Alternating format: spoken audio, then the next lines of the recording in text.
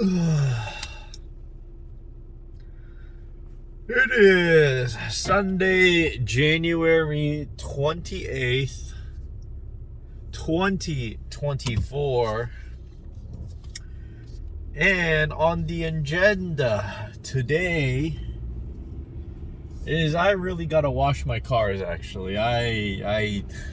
Here's the one thing that kind of sucks about living in a very rainy climate is that okay, I don't know if this is a problem for everybody else, but I always have this issue where I'm like, oh, I should wash my car. But then if it starts raining, I go, oh, I should wash it when it's not rainy so that, I feel less bad that I washed it than I drove it in the rain and it's dirty again.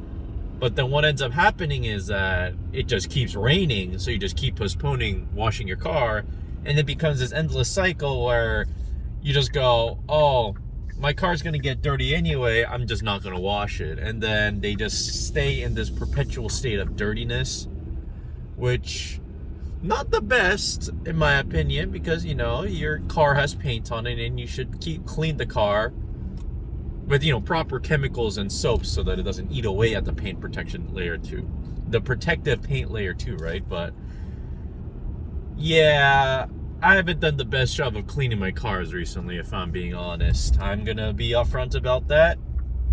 I have been a wee bit lazy of maintaining my car's cleanliness, both inside and outside. I feel like inside isn't too bad for my car right now. It's just all like the dirt and leaves from the fall that kind of made their way into their car from me stepping on the lawn and stuff. But outside, both of the cars need a little bit of TLC, time, love, and care. Did you guys know I didn't even know that TLC stood for that for the longest time? Anytime somebody said, "Oh, I need some TLC," it was like that weird instance of like I can kind of infer what they're meaning, but I didn't actually know what it stood for, so I just never asked, never bothered to know until one day I think somebody literally said it out loud, time, love, and care, and then I was like, oh, that kind of sounds like TLC, and then I was like, oh, that's literally what it stands for. It's interesting how the world works at times, where you can just have silly moments like that, where you can just go your entire life not being curious enough to figure something out, and then one day the answer just prophetically falls upon your lap and you go, interesting. But yeah, I should wash my car soon. Or another thing that I was thinking was like, oh, if I just wash my car myself, I can save a wee bit of money, even though there's water costs, soap costs, labor costs of my own time and labor, when I could just pay like $7 and go through one of those drive-through car washes. But then I'm always conflicted about those too, because apparently those kind of scratch up your paint a lot depending on which ones you go to. So it's always this losing battle of just like, oh, do I go to this, save myself a little bit convenience of time at the cost of partially damaging? Hey, look, a dog sticking their head out the window. You guys see that? I don't think you guys saw that. Also, you should not be doing what I did right there. You should always have, ooh, a cool car. A Supra Mark II. Or Mark III? Yeah, I think it's Mark III actually. Oh, an E46 M3 and Laguna Blue. Yeah, I'm seeing a lot of cool cars today. Oh, oops, I accidentally outed myself. Oh, you guys know I like cars. Oh, that's cringy. Uh-oh. Oh, man. I'll never forget that, that's a cool green on that truck, too.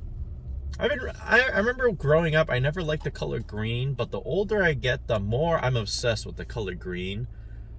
And not even just in the clothes I wear or like stuff I own, just like the color itself is just really nice. Like, it reminds you of, the green lush outdoors, the green belt. And I've been really wanting, I don't know if this is like a trend or something, but I've been really wanting one of those rugs that look like fake grass. And I'm not saying I'm going to buy like a piece of turf and, put it in my room, but like a nice fuzzy rug that's green, but more like a mossy green, not like, like a neon green. Like a nice dark mossy green. I want something like that in my room. And I also been dabbling with the idea of maybe I don't know if I would call it a hobby, but dabbling in some plants. I always feel like I'm not a father yet. Actually, I don't know what my future plans are, if I want a child or not.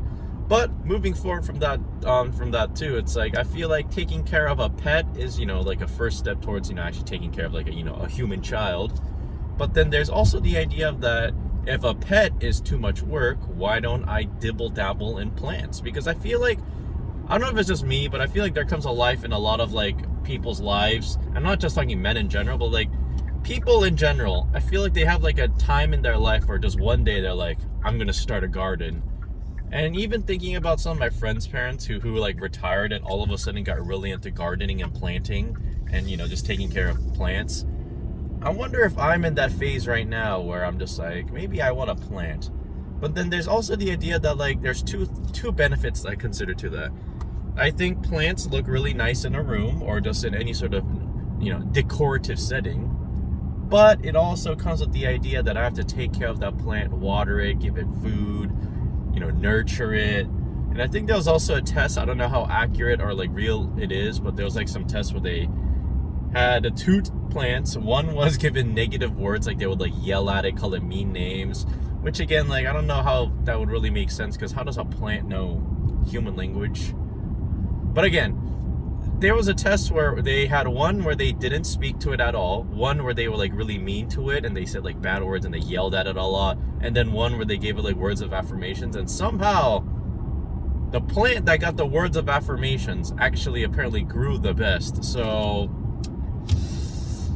maybe if I were to get a plant, I have to give it a positive reaffirmations every day as well. But I also have a lot of fake plants in my room because my mom loves fake plants. We have a lot of fake fruit in the house as well. We just love plastic, it seems. I just saw two really funny looking cute dogs that I just drove by as well. But I have this fake lemon tree in my room, and I also have this fake fern looking thing, and they do look nice. Like that little pop of green in a room always looks very nice to me. How did I get to the topic of green and then into plants after I started talking about my cars being really messy or dirty? Ooh, I can get this light. Woo! A little bit of an interesting day today right now, where I believe, if the plan is still on, I will be grabbing sushi with a good old pal of mine after this workout, because they wanted to grab food. Actually, I wanted to grab food. Not they wanted. I wanted to grab food, so I made them go, hey, we're grabbing food this weekend. And sushi was on the chopping block, and I'm actually pretty darn excited about that. I'm not the biggest sushi fan, and technically I'm a fake sushi fan because I like rolls better than I do like, you know, like actual nigiri or like sashimi. And people are gonna be like, you know, the sushi purists are gonna be like, rolls are not actually traditional. That's an Americanized, the bastardization of sushi. I mean, I never really said, like, actually I didn't say anything. I don't know why I'm defending myself or anything. I just like rolls. That's about it. I just think they're neat, all right? I just like their shape and form factor. They're round, they're tubular, and they're cylindrical. And I like that. I like how you can cut them into little bite-sized pieces and you can do weird and funny toppings on them. But I will say one thing, I am not a big fan of cream cheese inside of rolls. I know that's like, what do they call, like a Philadelphia roll? I am not a cream cheese in the roll type of guy. Nothing against people that enjoy it. I just personally do not like cream cheese in a roll. And I think it's just mainly like, I mean, I don't mind cream cheese. I think cream cheese is pretty good on its own. Like, you have it on some bagels, you have it on some bread. It's pretty darn good. But then the idea of cream cheese and rice together, even though that is just another carb source, didn't like that combo too much. I was not the biggest fan of rice and cream cheese combo. Like, I can see the idea behind it, why people like even thought that would be a good idea. Like, I can see the vision, and I kind of mess with the vision, but I'm not with the vision though. Cream cheese, sushi, it's gonna be a no for me, dog. I'm even trying to think, like, why do I like rolls more than... And the thing too is, like, I'm still not the biggest sashimi / like raw fish fan. Like, I don't... Like, I eat it now. It's not like I'm fully opposed to it, but I am on the boat where I would rather have cooked fish than raw fish, which I know seems sacrilege to some people that love raw fish, but again, everybody has their own tastes and preferences, right? Like, I'd rather have grilled salmon than just salmon sashimi. Like, that's just me. I like how flaky a fish gets when you cook it. I actually, that is technically, I really enjoy how flaky fish is. Like, I don't know if that sounds gross to people, but like when you cook fish and you denature the protein, actually, I don't know what the actual scientific wording is when you cook fish or like cook proteins, but All I know is there's like something called a My Yard Reaction, because I remember I used to watch this called this YouTube channel. I think it was called Eater. It was one of those food YouTube channels, and one of the guys on there was like this really pretentious steak guy. And every time he would eat a steak, he'd be like, "Oh yeah, the My Yard Reaction of this steak, sensational, phenomenal." And I was like, and every single YouTube comment was just him, like everybody clowning on him, saying My Yard Reaction every moment he can get. And he also looked like a caricature, because he looked like a character that Paul Giamatti would play as like a stuck-up pompous food reviewer that Paul Giamatti would play. Like, I know that's my own description of it, but that guy really did look like, he even kind of like the voice that would kind of fit it, would be like, "The Maillard reaction in this steak is beautiful." Another thing too, I am not a fan of where's that car going?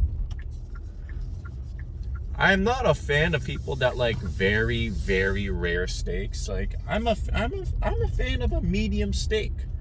Like, I know there's this entire thing of like, oh, if you cook it, less well done, it's gonna be more tender.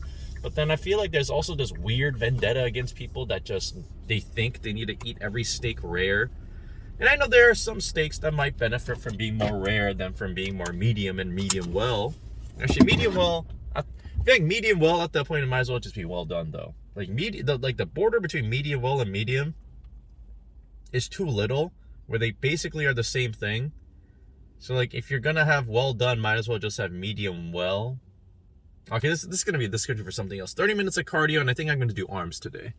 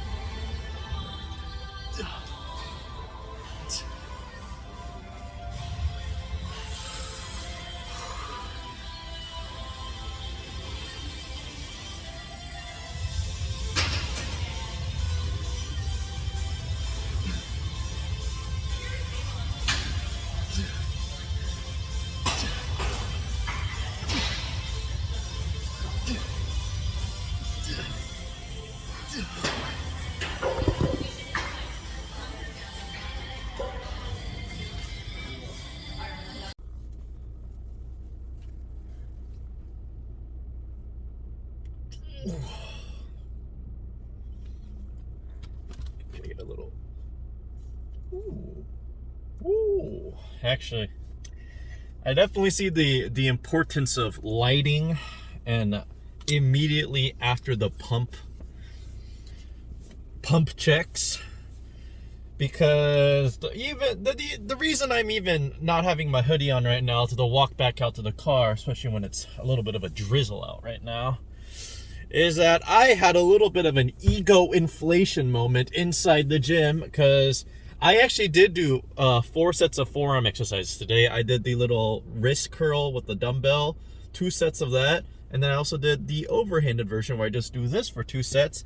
I just didn't record them because there were a lot of people at the dumbbell rack, and no matter where I would place the camera, it's either going to be like a close-up shot of my hand, which, I mean, wouldn't be the worst thing too, because I like filming my exercise just so I can check the form and just see that what I did that day. So maybe I could have done that, but I got a little bit self-conscious, all right? There were too many people around me and I got self-conscious. But it's funny to say that I got self-conscious doing that, considering immediately after I put away my weights. Ooh, let's turn on my wipers real quick. Because immediately after I put away my weights and I felt the pump, I definitely, so I said the past couple workouts I haven't really been feeling that much of a pump per se.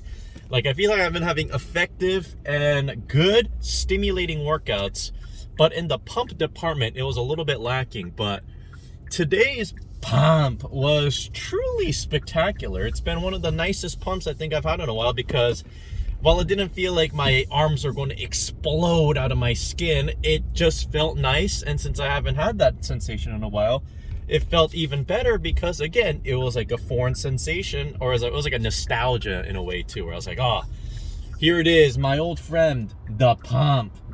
But again, I exclusively, because I wanted to inflate my ego a little bit, I went to the best lighting I could find in the gym. I stood right underneath that lighting, and then I immediately rolled up both shirt cuffs, rolled them all the way up, and then I just sat there posing.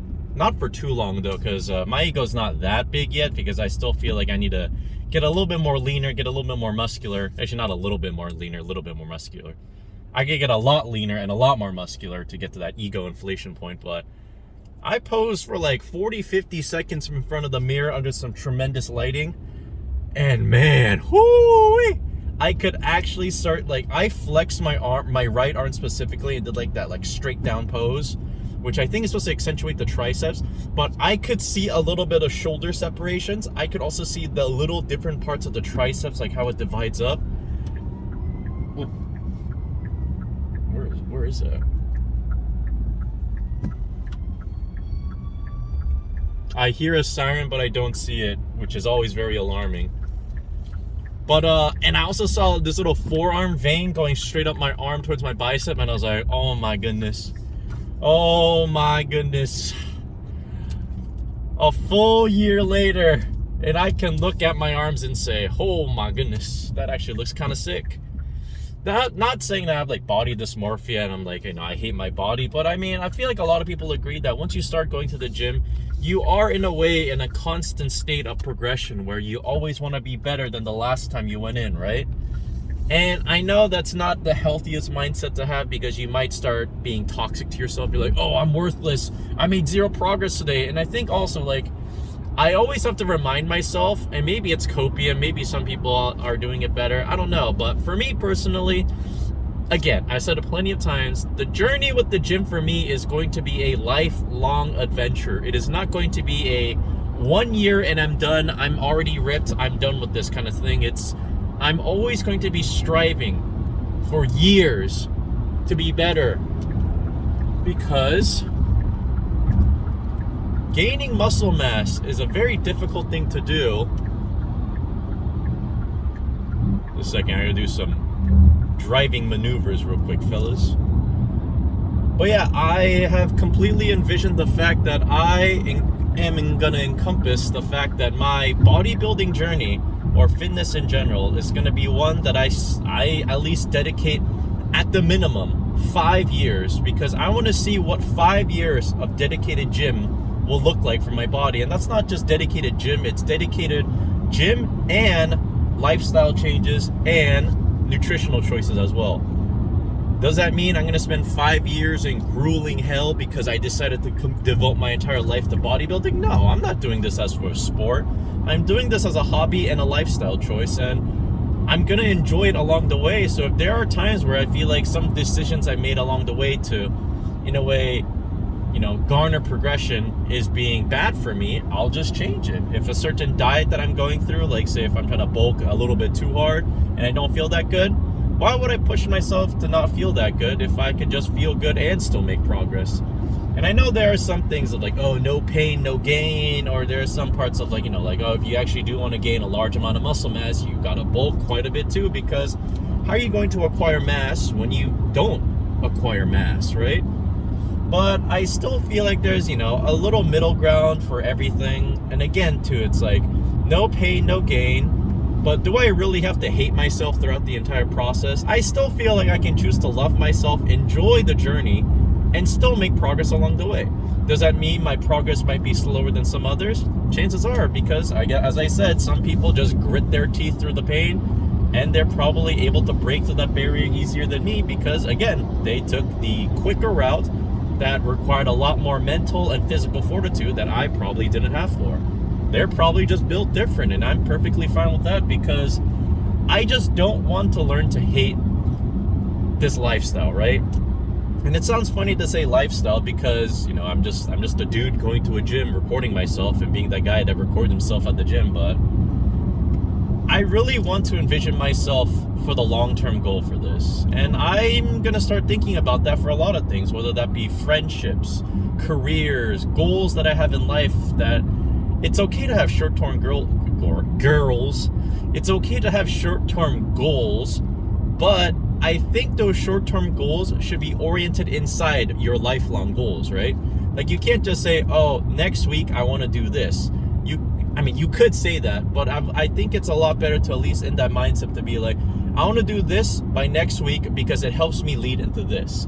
And I'm not saying that everything you do in life has to, you know, have some sort of greater meaning and add up to the great bigger picture, but it kind of does in a way though. Like everything that I do is going to affect me the next day. Like if I sleep less today, I'm gonna feel it tomorrow. It's like simple things like that. If I choose to be a kinder person today, it'll probably affect me tomorrow as well, or who knows, in the future.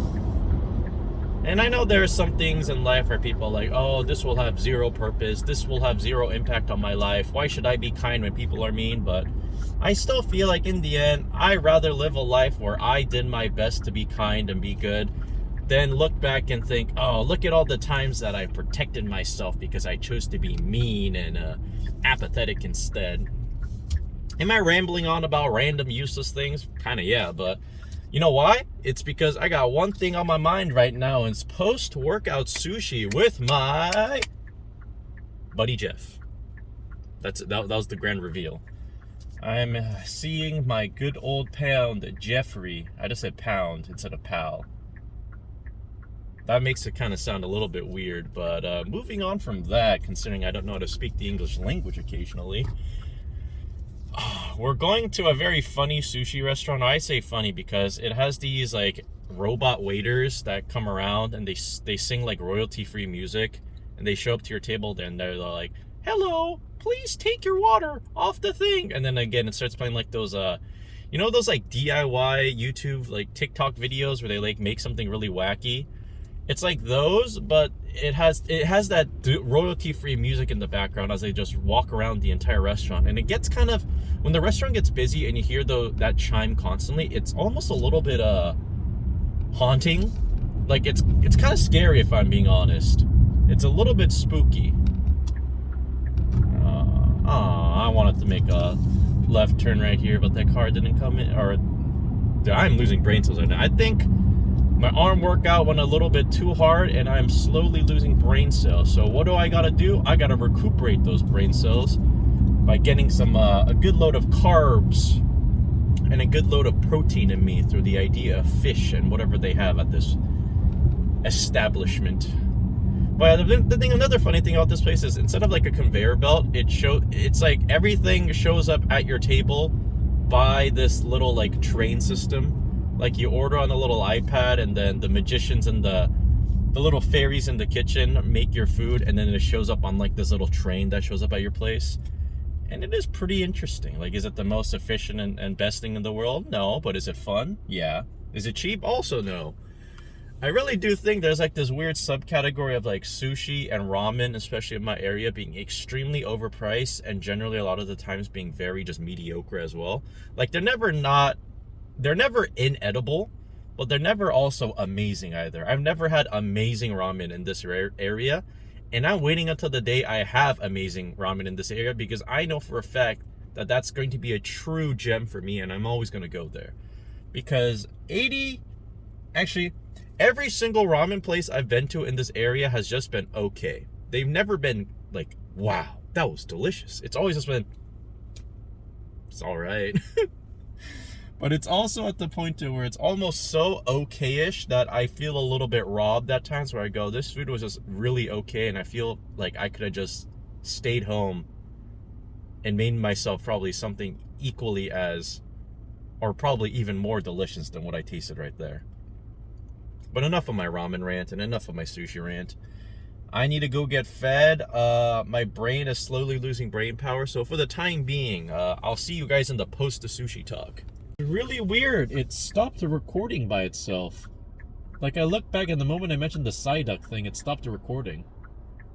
Oh, this car is coming a lot slower than I thought. A lot slower, actually. All right. But back to the routine. Don't know why that stopped the recording, but we're back. We are back.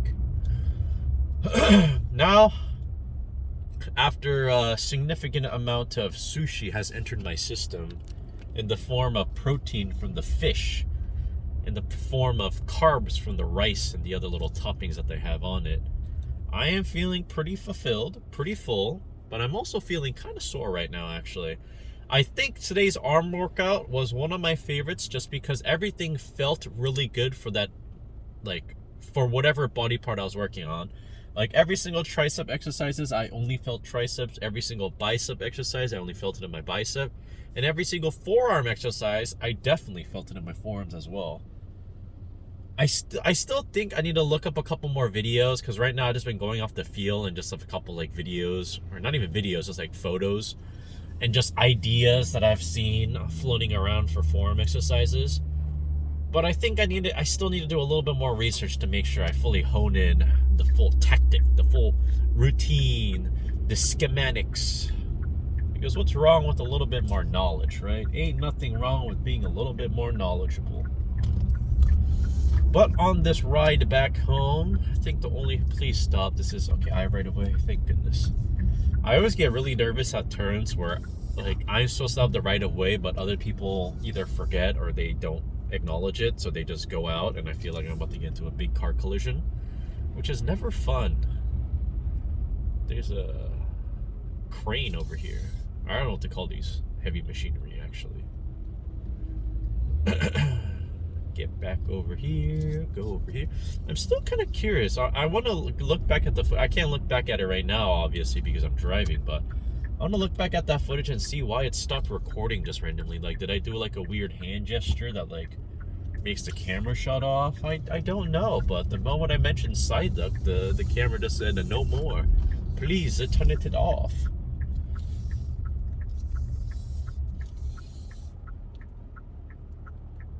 Do, do, do, do, do, do. I'm free.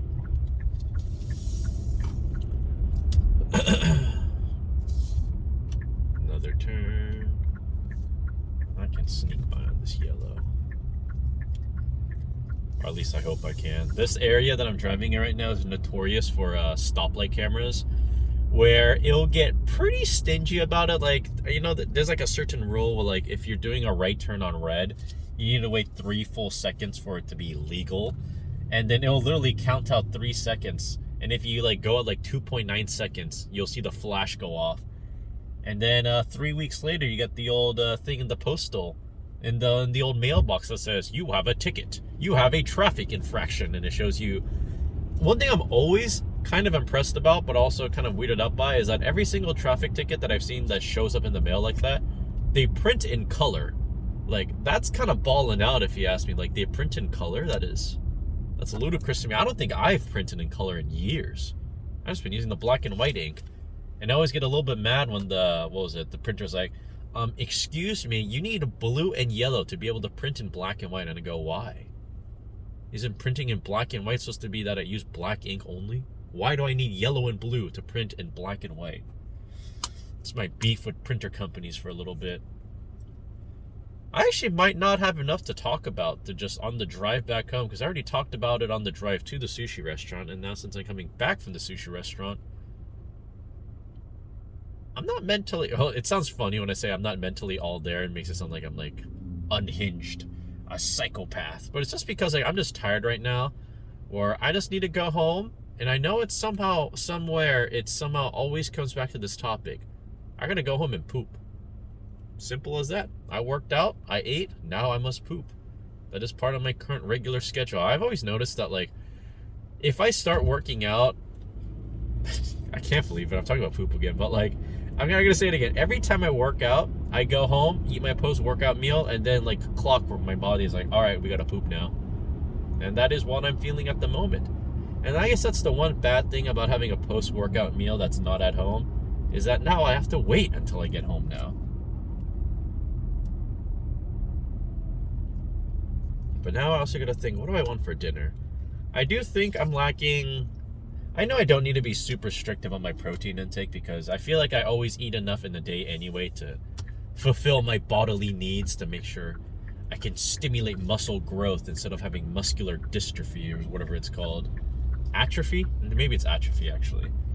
Where my body goes into a survival mode and says, we need more nutrients, body. I'm going to take your muscles. Is that Jeff there, actually? I think that is. Actually, only one way to find out. If that is Jeff and that's him merging right into front of my lane right now, that would be quite hilarious. Because we're going to have a pretty similar commute back home until we have to split off at our city ends.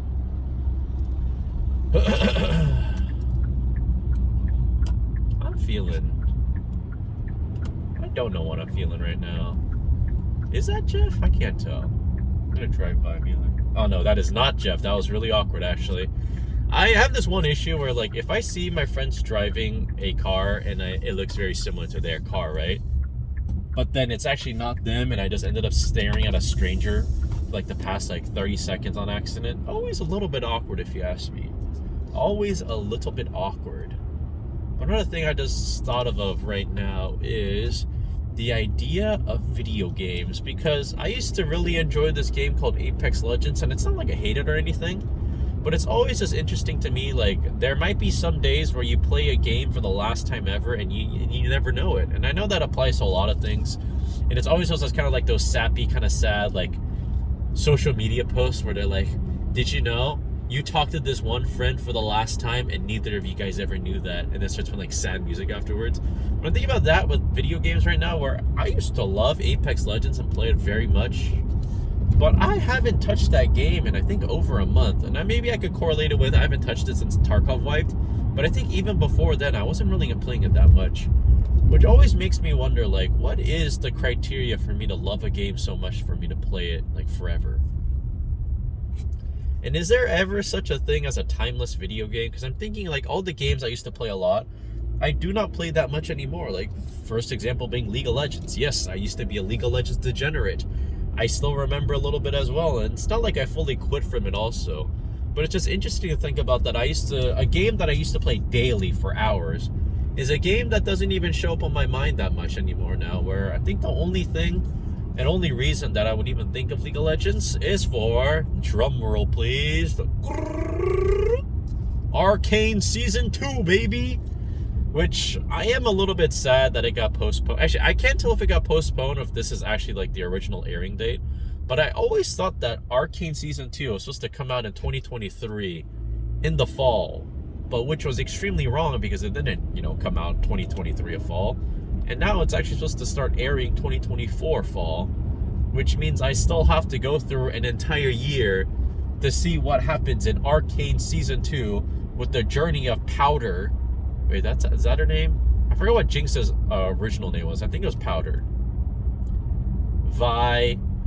I'm assuming we'll see Warwick because they're like adoptive dad got blown up. Actually, if you haven't seen Arcane Season 1, and I'm just spoiling everything for you right now, I apologize.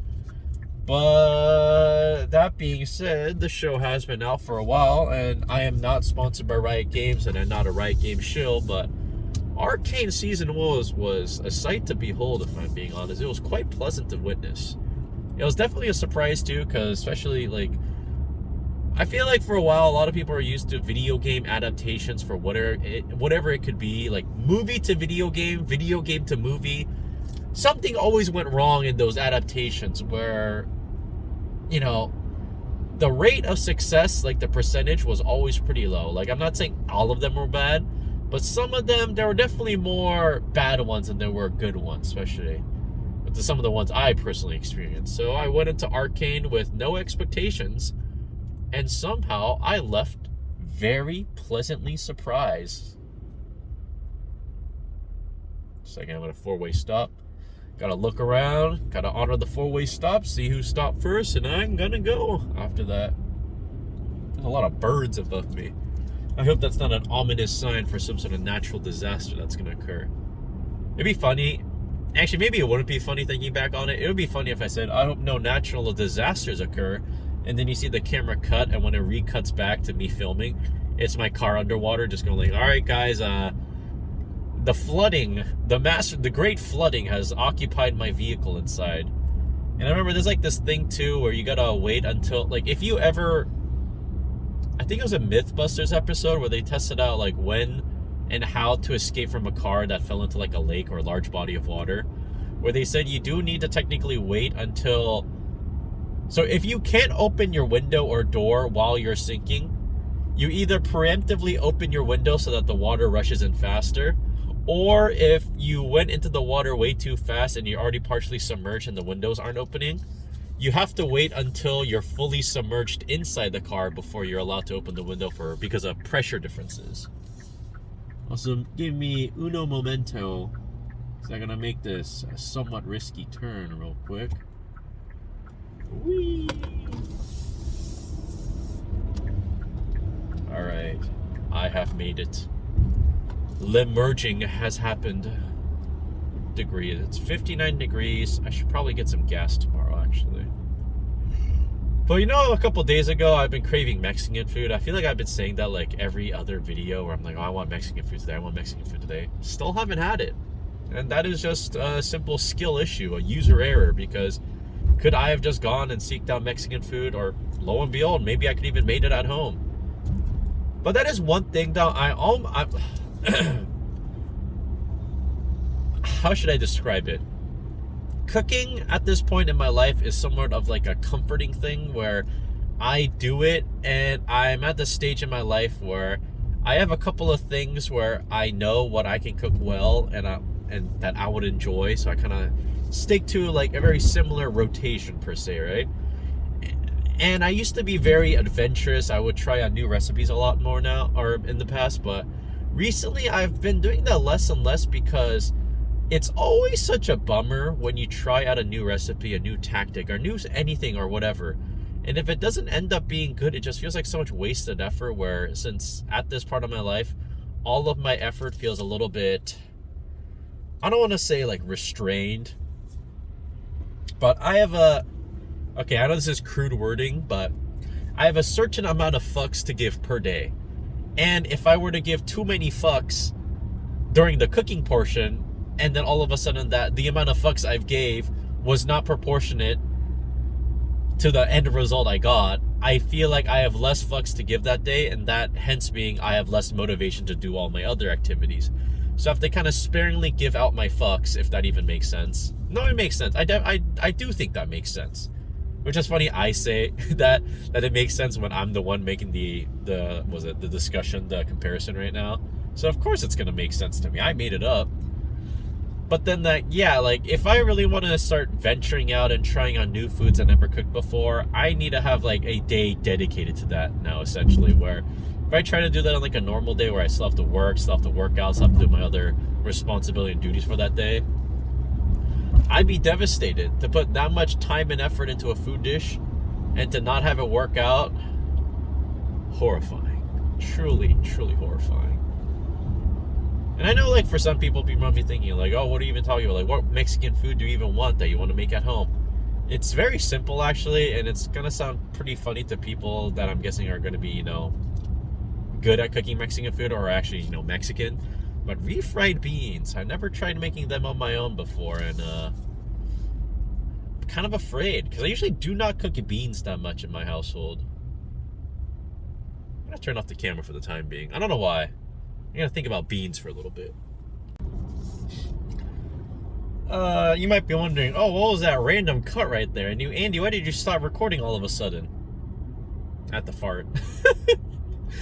Is that a gross thing to say right now? Yeah, and in a way too, I guess it's not really much of a cover-up if I just outright admit it, but did not want to fart on camera, if I'm being honest. Did not want to fart on camera, gosh darn it. So, I did the deed, drove for a couple minutes, and then I turned the camera back on once I was mentally prepared to get back to the old recording situation again to see what I'm going to ramble on about now. And it's always interesting to me that, like, I record this stuff, and there are generally at times, like, before I hit that record button, that I have a couple things that I have in mind that I want to talk about, but then me recording kind of lets me remember, or, like, I start thinking about things I do want to talk about on the way over. And I think it's a good outlet for me to just get things out of my system occasionally. It's not even like this is me venting. It's not going like, oh, the world sucks. Inflation's too high. Joe Biden called me dumb. It's like all these things that I could vent about. Well, actually, I couldn't vent about them because those are not issues that I have. Actually, I guess inflation is starting to take a toll in the old checkbook, if you know what I'm saying. But guess I just gotta make more money then. Just gotta make more money. Which means you gotta go check me out at twitch.tv/AndyRuKim. And also my YouTube. Guys, please make me a big YouTuber so I can make the big YouTuber bucks. Please, guys. Please, can you guys give me $1,000 donation so I can afford my sushi meal? Oh my goodness. It is kind of weird to think about. Like, this is another random topic, but I remember just seeing like GoFundMe's, and like it is nice to see how it's like a community funded effort to help somebody out.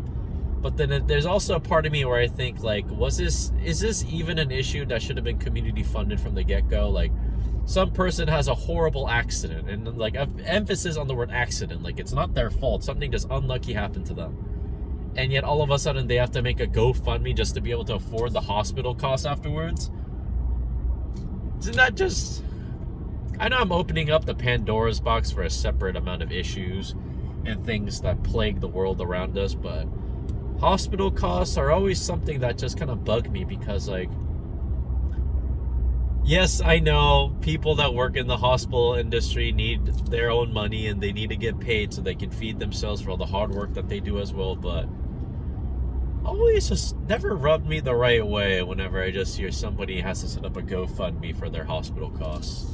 Medical costs, excuse me. And the visits are always like, oh, I visited a doctor and they gave me an assessment. $1 bajillion down the drain right there.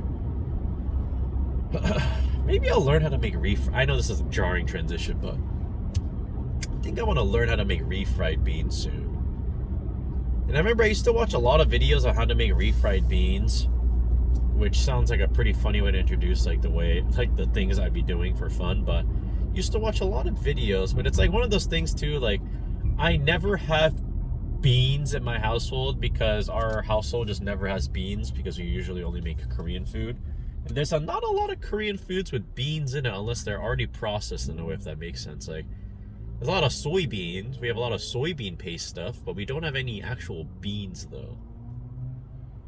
And I'm thinking pinto beans are the beans that are generally used for refried beans. But I heard... Who just honked? Who be up honking at the moment? That was a really cute little honk too. I actually wonder who that was.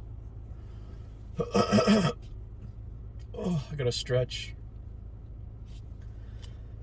I'm starting to think it was that car that honked. Why'd they honk though? Who up honking thy horn at the moment? But yeah, oh yeah, to talk about the bean thing again before I lost track again, is that it's always another thing too where it's like, if you specifically have to buy an ingredient that you don't normally have at your house, and then the thing that you end up making doesn't end up being that good, it's always that other issue of where like, oh, well, I still have an entire bag of beans left over, but the beans I made sucked. So it could be like a double thing where it's like, oh, this could force me to make a better recipe for myself that'll actually enjoy these beans. Or it goes on the other rabbit hole where you're just like, oh man, I bought all these beans, but I don't like these beans that I made. I don't want to see these beans anymore. So it's like, you don't want to be wasteful, you don't want to throw away the beans, but at that time too, it's like, since I ran out of fucks to give at that point, what do I do with the beans afterwards, right? And sometimes I'm able to gather enough mental strength and fortitude to muster through and find a way to use up those bag of beans. But I am talking from personal experience. One time I bought this giant bag of beans because it was just a better deal, and then I made refried beans, but my main issue is I didn't soak the beans long enough, so my beans were just hard, grainy, and gritty, and they were not delicious. They were not pleasing. They did not incite joy into my life.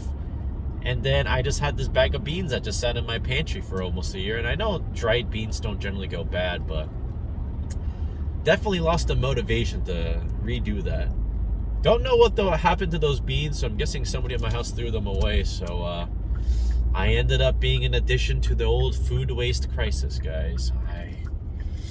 I learned my lesson though. I think definitely if I ever like trying out a new recipe, I'm gonna make sure to buy things in smaller portions and smaller bag sizes, so that by the off chance that I don't enjoy the creation that I made, that I don't have as much food waste, or I can at least not have to worry about using up so much of it. But unlike the last minute drive to my home right now, thank you for stopping by today on a wonderful arm journey. I had a wonderful pump. I hope you will have a wonderful pump. Or if you're not pumping today, whatever you do, I hope you have a splendid time doing it. On the agenda for me right now is to go home and poop, eat my creatine. Did I take my vitamins? I did take my vitamins. And then think about what I want for my last meal, finish off a little bit of work, and call it a day. So wherever you are, whoever you are, have a beautiful day. Have a wonderful day.